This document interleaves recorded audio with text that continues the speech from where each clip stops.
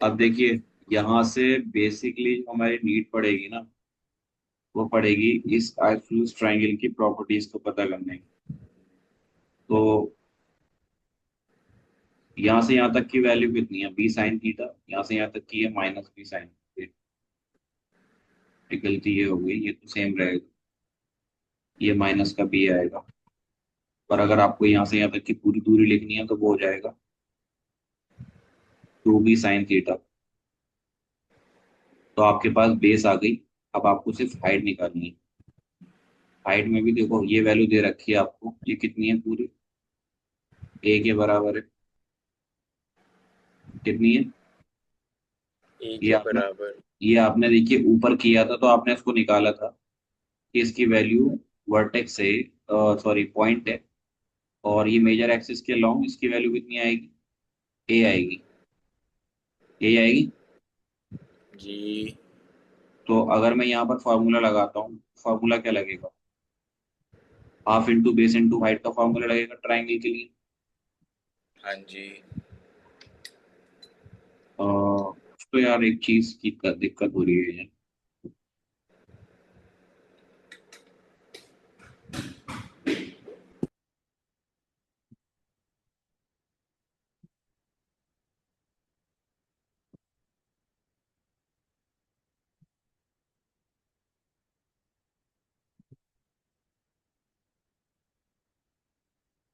एक बार एलिप्स का, एक बार आप देखिएगा ना वर्टेक्स क्या होती हैं आपकी।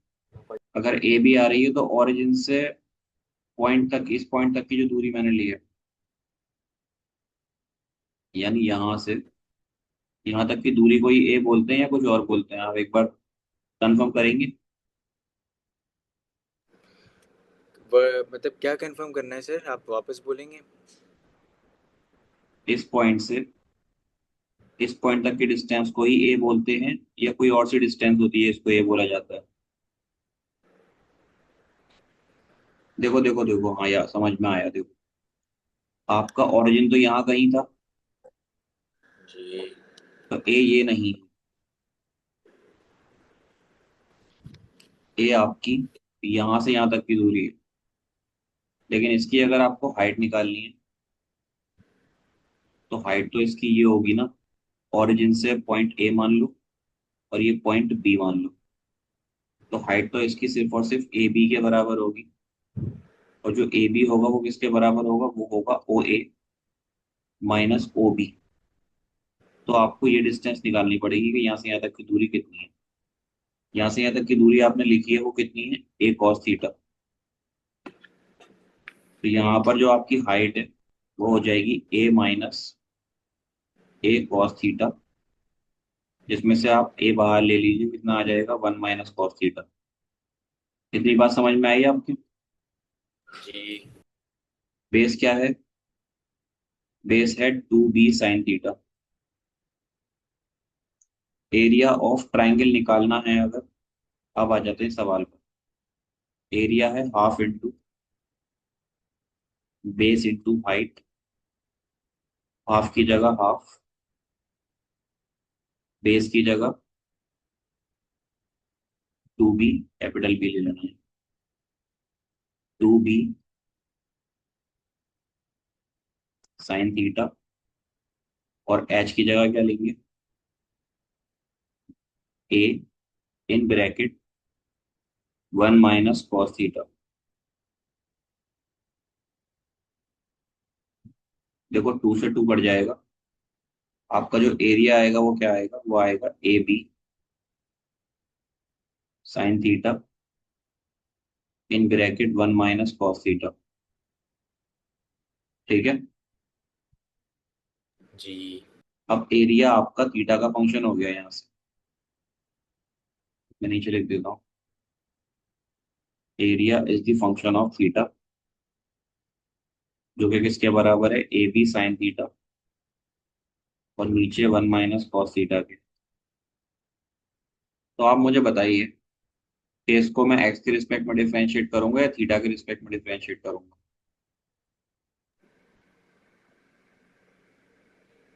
बताएं। थीटा के। भाई एक्स के रिस्पेक्ट में करने से तो कोई फायदा है नहीं, तो थीटा के रिस्पेक्ट में ही करना पड़ेगा क्योंकि फंक्शन अब थीटा की टर्म में ही है। आ रही है बात समझ में?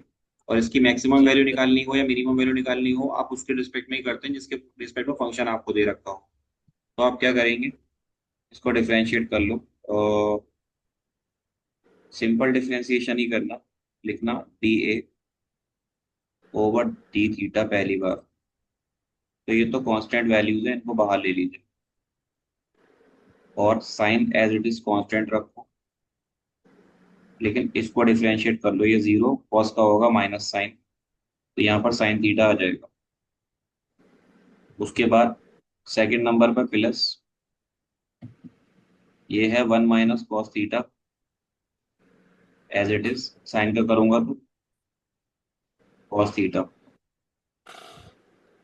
ये हो जाएगा ए B sine into sine, sine square theta. Cos को अंदर ले जाइए प्लस का,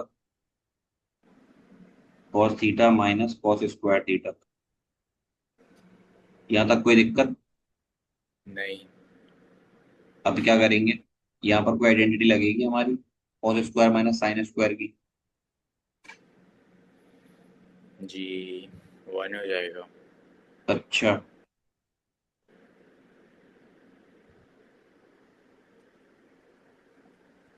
ये आइडेंटिटी है आपके पास sine square theta minus cos square theta, तो ये वन हो जाएगा। -1।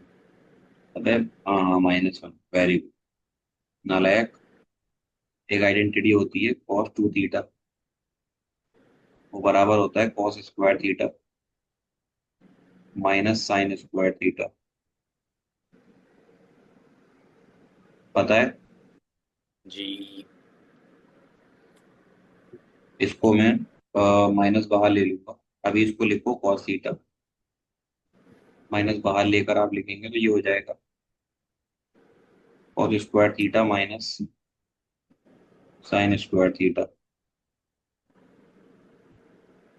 ये हमारा बनेगा D A over D theta, ये भी बनेगा D A over D theta, ये आ जाएगा D A over D theta. ये भी बाहर रखो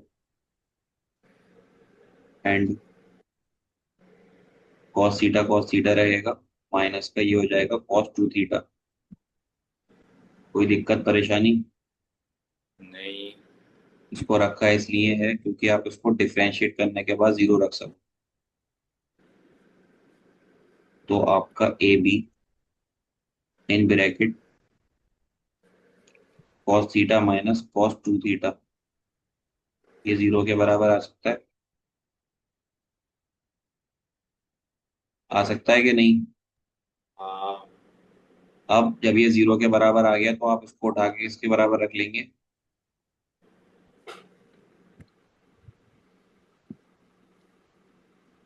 जीरो के, ये वैल्यू जी उधर जाएगी। एक काम करता हूँ, यहाँ कर लेता हूँ बाकी कैलकुलेशन। ये वैल्यू उधर जाएगी, आपका आ जाएगा कॉस थीटा जो है वो बराबर है कॉस टू थीटा के। ऐसा पॉसिबल है क्या कि कॉस थीटा कॉस टू नहीं। थीटा के बराबर हो? कॉस 30 की वैल्यू कॉस 60 के बराबर हो सकती है क्या? नहीं। नहीं हो सकती, लेकिन एक कंडीशन में हो सकती है, या तो थीटा थीटा टू थीटा के बराबर हो, या फिर जो आपका थीटा है वो फोर्थ क्वाड्रेंट में लाई करना चाहिए, यानी कि 360 डिग्री माइनस टू थीटा। आई बात समझ में? जी हटेगा तो तभी नहीं। हाँ। अब अगर ऐसा है तो आप दोनों कंडीशन से वैल्यू निकालिए। ये आपकी फर्स्ट कंडीशन है, ये सेकंड कंडीशन। पहले फर्स्ट को सॉल्व कर लो। आपका लिखा है यहाँ पर टू थीटा बराबर थीटा के है, आप लिख लीजिए two theta minus theta is equal to zero. Theta कितना आ जाएगा? जीरो। थीटा की एक वैल्यू तो क्या ले रहे हैं आप? जीरो। अगला आ जाइए आप इधर वाले हिस्से पर, इसको इधर ले जाएंगे तो आएगा थ्री थीटा जो कि बराबर है 360 के। थीटा की वैल्यू कितनी आ जाएगी यहाँ से? 120। ये वो पॉइंट है जिनको पुट कर कर आप पता लगाएंगे कि मैक्सिमा किस पर है मिनिमा किस पर है। ये जो वैल्यू आई थी ये क्या था आपका, डेरिवेटिव था। यानी जी। ये आपका D A over D theta था, जिसकी वैल्यू थी A B cos theta minus cos two theta. एक और बार डिफरेंशिएट करो। This is A B, cos theta को करूंगा तो साइन थीटा माइनस, और ये माइनस माइनस प्लस हो जाएगा, कॉस का हो जाएगा साइन टू थीटा, और इसको करूंगा तो बाहर आ जाएगा टू। ठीक है, इसको मैं लिख सकता जी। हूँ A B two sine two theta minus sine theta लिख सकता हूँ। लिख सकता हूँ कि नहीं? हाँ। आप यहाँ जीरो डालो, यानी कि आपने D double dash A upon D theta square में जीरो डाला। On putting zero, D double dash A upon D theta square, this is A B, this is two into sine two into zero minus sine zero. Zero zero होता है, ये भी zero होगा, यानी कि पूरा जीरो हो जाएगा। तो जीरो पर तो हम बात नहीं करेंगे। अब आ जाइए आपकी दूसरी वैल्यू पर। दूसरी वैल्यू 120 है, d square a over D theta square 120 degree डालने पर ये हो जाएगा ए b in bracket two sine two theta की जगह क्या रखेंगे, 240 माइनस साइन 120। इनकी वैल्यूज आती है आपको निकालनी? जी। कैसे निकालते हैं, कैसे निकालते हैं? अ, नहीं, 24 240 की हाँ देखिए, इनको वन आप वैल्यू वन डालो। Eighty plus 60, 180 + 60। हाँ, और ये भी, इसको सॉल्व करोगे तो आपको देखेगा कि आपकी ओवरऑल वैल्यू नेगेटिव आ रही है। इसका मतलब ये जो पॉइंट है ये वाला, ये आपका मैक्सिमा पॉइंट है। अब मैक्सिमम पॉइंट जब आ गया तो मैक्सिमम वैल्यू भी आप आसानी से निकाल सकते हैं कि मैक्सिमम वैल्यू क्या होगी। के लिए क्या करना पड़ेगा, इसकी वैल्यू को आपको ले जाके फंक्शन में पुट करना पड़ेगा। ठीक है, तो मैक्सिमम एरिया का जी। फार्मूला क्या आया था? Maximum area. देखो एरिया का फार्मूला जो आपने लिखा था वो क्या था, वो था A B upon two sine theta in bracket,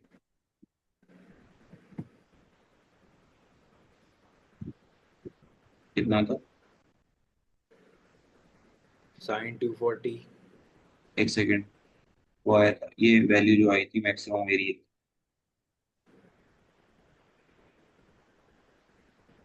sign 240 नहीं था यार, ऊपर जाना पड़ेगा। एरिया किस टर्म में आया था,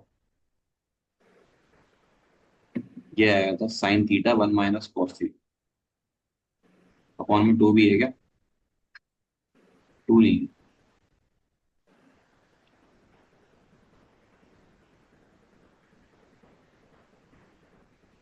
ये है वन माइनस कॉस थीटा। यहाँ वैल्यू डाल दो थीटा की जो निकल के आई है मैक्सिमम के लिए, मैक्सिमम एरिया आ जाएगा which is A B upon two sine 120 one minus cos 120। तो इससे आपका एरिया निकल आएगा। इसे भी कराऊं क्या, सॉल्व कराऊं इसको भी? मतलब कैसे करना होगा फिर इसको? यार साइन 120 की कितनी वैल्यू होती 60। है? Sign sign 60। 120 की वैल्यू होती है साइन 180 माइनस 60। हाँ, तो साइन 60 हो जाएगा ना सर? जी, यानी कि √3/2। और कॉस 120 की कितनी होती है, वो हो जाएगा कॉस 60। यानी 1/2 यहाँ डाल दीजिए। AB/2 इंटू साइन 60 कितना होता है, √3/2, ब्रैकेट में 1 माइनस हाफ, तो आ जाएगा AB√3। 2 इंटू 2 हाफ करेगा तो ये भी हाफ ही आएगा। वैल्यू आ जाएगी आपकी AB√3/8। ठीक है। जी। अगला क्वेश्चन पढ़िए।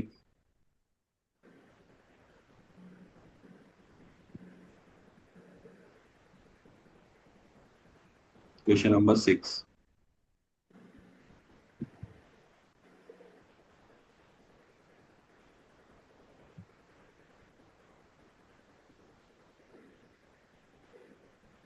जी सर। क्या बोल रहा है वो? A tank with a rectangular base and rectangular side open at the top to be constructed so that the depth is 2 meter and volume is 8 metre cube. सवाल पढ़ के बताओ मैंने कि कौन से वाले सवाल की तरह है, किस कंडीशन की तरह है। एक्सरसाइज 6.3 के लास्ट के क्वेश्चंस में।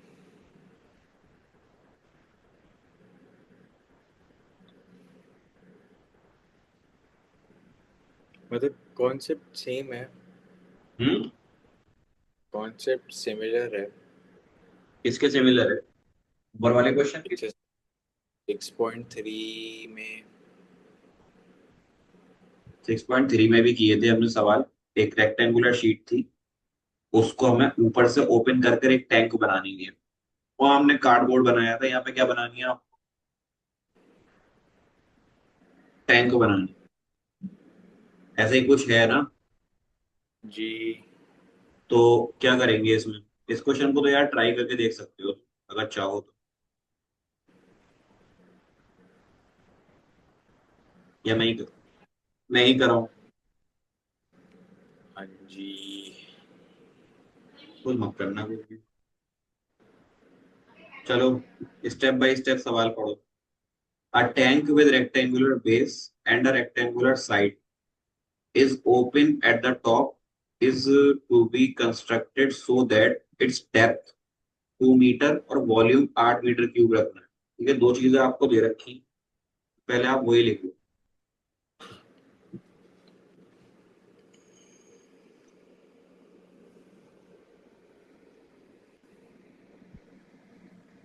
क्वेश्चन नंबर कौन सा है? 6। आपको डेप्थ दे रखी है, वो कितनी है? 2 मीटर। और वॉल्यूम दे रखा है 8। जो क्या है, 8 मीटर क्यूब। और कुछ दे रखा है?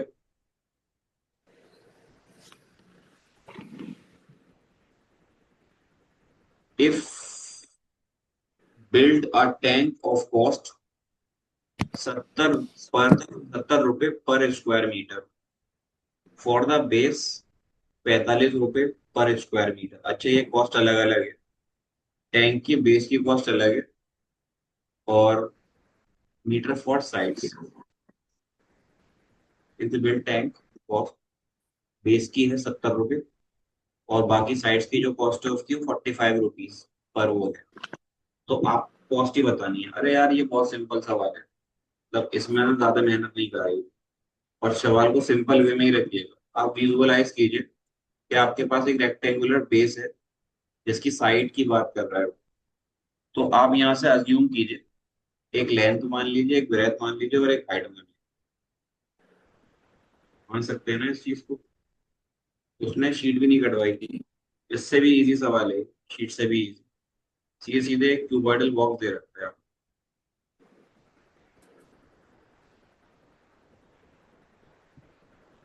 This is the cuboidal box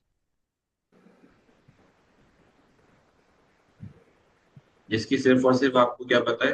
depth तो पता है, या कह लीजिए हाइट पता है। जो कि है 2 मीटर। लेंथ और आपको ब्रेथ नहीं पता, तो क्या करो, मान लो ये लेंथ है, इसको एक्स मान लो, और इसको मान लो आप वाई।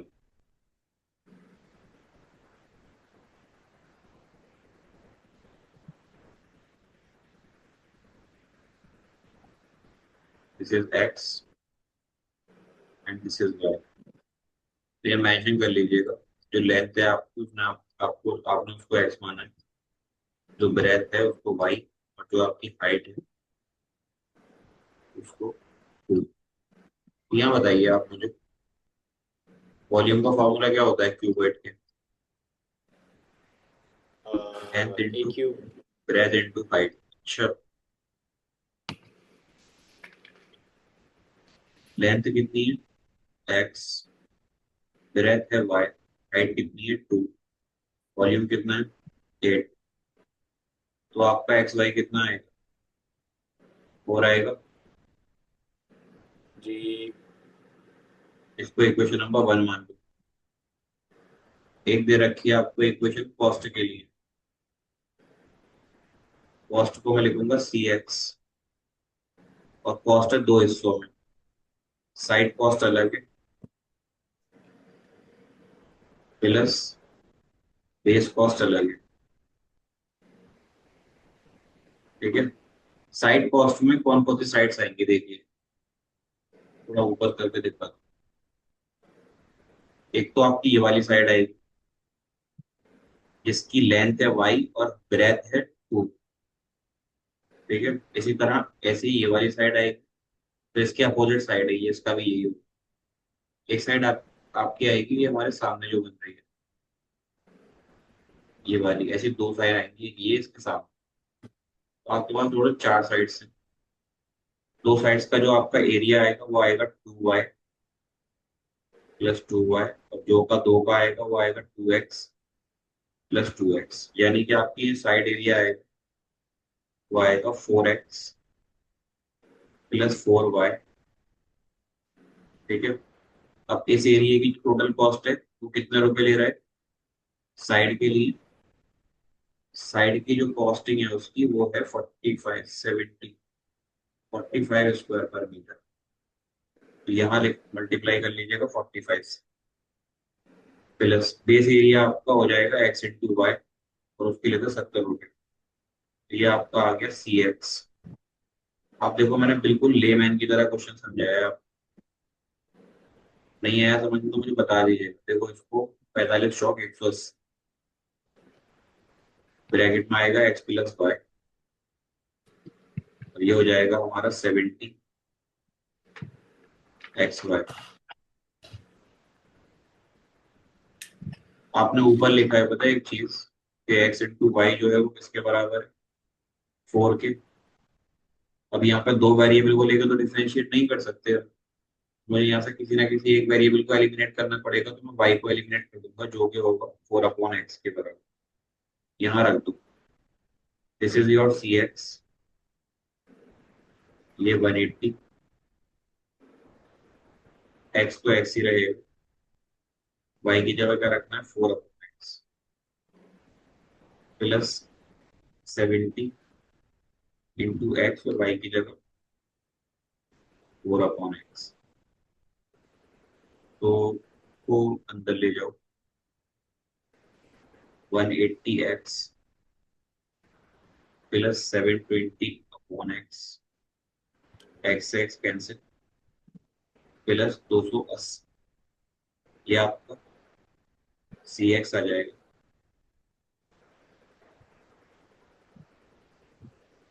अब क्या करना है आपको, उसको मुझे खुद बताइए, आप बताइए आप स्टेप क्या होंगे, तो आएगा। C dash X equals 180।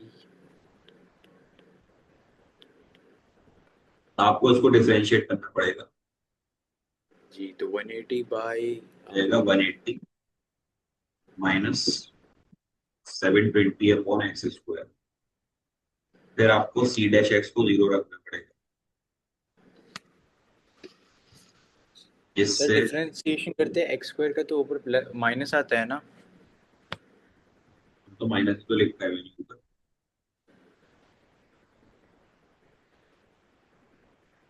अच्छा हाँ ओके। अब देखिए, एक साइड क्या है आपके पास, 180 minus 720 upon X square equals to 0, which is 720 upon X square is equals to 180। 180 से इसको काट लीजिए 4 बार, तो हमारा जो एक्स स्क्वायर आएगा वो आएगा 4 के बराबर, और एक्स की जो वैल्यू आएंगी वो क्या आएंगी, +-2। तो उससे बड़ा एम हमारा यही होता है निकालना, अगर आपको पता हो तो। है कि नहीं पता? जी। पूछा गया है उसने, लीस्ट एक्सपेंसिव टैंक कौन सी होगी, what is the cost of the least expensive tank. Least के लिए आप पहले ना इसको एक मरतबा और डिफरेंशिएट कीजिए, तो आपका जो भी कॉस्ट आ रहा है उसको एक और बार डिफरेंशिएट करो। इस बार ये उड़ जाएगा 0, ये हो जाएगा +720 तो है ही, इससे आके मल्टीप्लाई हो जाएगी पावर 2। प्लस मैंने इसलिए कर दिया क्योंकि ये होगा प्लस और अपॉन आएगा x की पावर 3। तो ये बन जाएगा आपका 772, सॉरी 720 दूनी 1440, डिनोमिनेटर में x3। अब ना आपको सी डबल डैश एक्स की वैल्यू 2 और -2 पे देखनी है। आ रही है बात समझ? जी।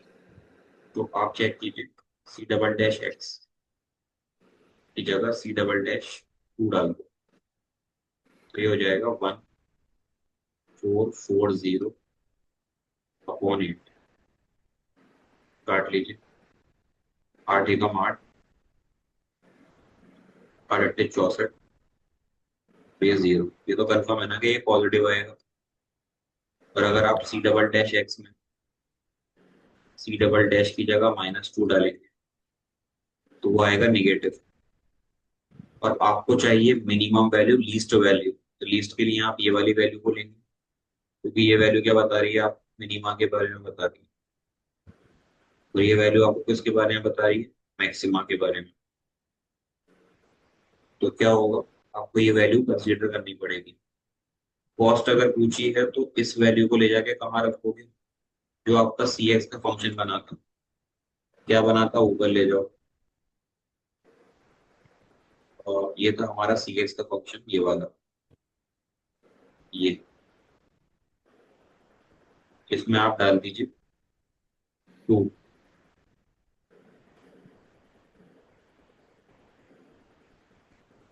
सी एक्स क्या है, मैं लिख देता हूँ,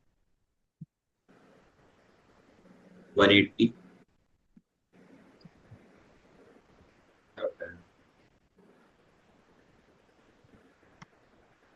ये लिख देता हूँ 180 x +720 अपॉन x +280। ठीक है, जी।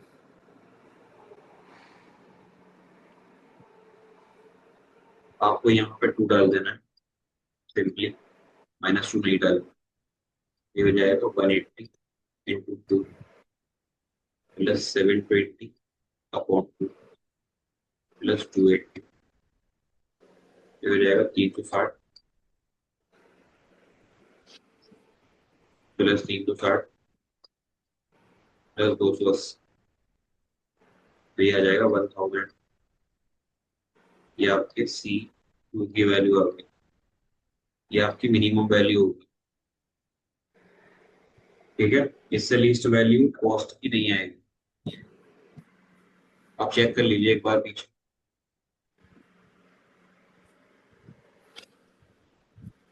मतलब आंसर क्या था। 1000।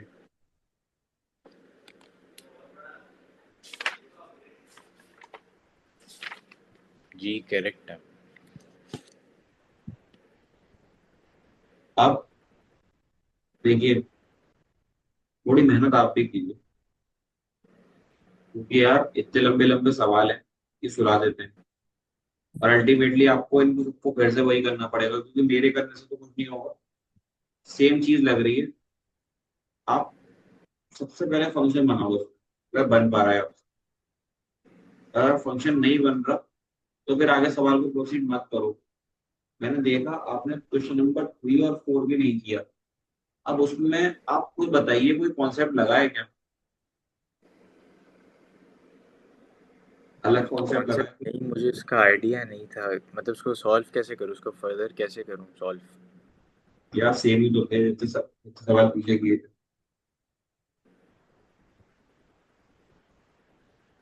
अभी इन सवालों का आइडिया है, नीचे जो दिख रहा है, पेरीमीटर का सम दे रखा है सर्किल और स्क्वायर के बराबर है। वेयर के जो है वो कोई कांस्टेंट वैल्यू है, मतलब आपको इनका पेरीमीटर फिक्स कर दिया। प्रूफ करना है आपको कि उनका सम जो है एरिया का, वो लीस्ट आना चाहिए। ठीक है। तो इस तरह के सवाल हमने पीछे किए हैं, एग्जाम्पल्स किए हैं। आप अगर डायरेक्ट सवाल करोगे तो वो नहीं होने का। आपकी फेयर कॉपी पे काम चल रहा है आपका पहले? क्या सर? आपकी फेयर कॉपी पर आपका वर्क पैरेलल चल रहा है? मतलब up to date? Up to date, हाँ। सर कोई कोई लिखा हूँ, कोई कोई नहीं। तो दिक्कत तो यही है, ये चैप्टर ऐसा है ही नहीं। तो मैं आपको कल ये वाला चैप्टर नहीं पढ़ाऊंगा, कल मैं आपको एसी पढ़ाऊंगा। इसीलिए मैं आपको टाइम देता हूँ, आज और कल का। क्योंकि देखो आने वाले जो सवाल है ना, ये आपको आपके पेपर में एज इट इज दिखेंगे, रखे हुए एज इट इज। तो कल हम पढ़ेंगे एसी। लेकिन आपका ये काम है कि आज तो कर नहीं पढ़ोगे तुम, लेकिन अगली मैथ्स की क्लास जो होगी हमारी, वो कल फ्राइडे है, कल तो पढ़ोगे ना? जी। आप पढ़ना कल, क्योंकि मुझे सैटरडे में एक जगह जाना है। तो मैं सैटरडे में नहीं ले पाऊंगा क्लास। इसीलिए आप क्या करेंगे, कल क्लास लेंगे और कल हम एसी की क्लास लेंगे। आपके पास कितना टाइम हो जाएगा देखिए, मैं बताता हूँ। 2 दिन। 2 दिन नहीं, आज तो सो जाओगे फिर अभी। फ्राइडे है, सैटरडे में क्लास नहीं लूंगा, तो हम मिलेंगे संडे में। कल लेंगे एसी की क्लास।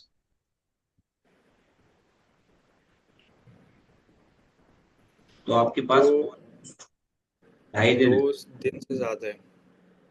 अब इन 2.5 दिन में आप इस चैप्टर का जितना भी काम है उसको फेयर कर लीजिए। विद एग्जाम्पल, आपका टाइम लगे, आपको नींद आए, आपको उबासी आए, या आपसे काम नहीं हो, आपको सॉल्यूशन नहीं मिल रहा, तो आप मुझे बताइए।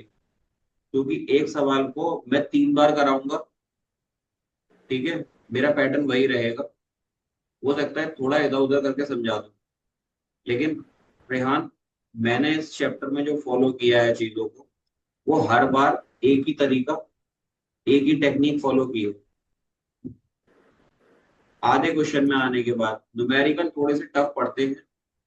जैसे बच्चा 10th क्लास में लीनियर इक्वेशन है, 2 वेरिएबल पढ़ता है, तो उसको इक्वेशन डिजाइन ही नहीं हो पाती।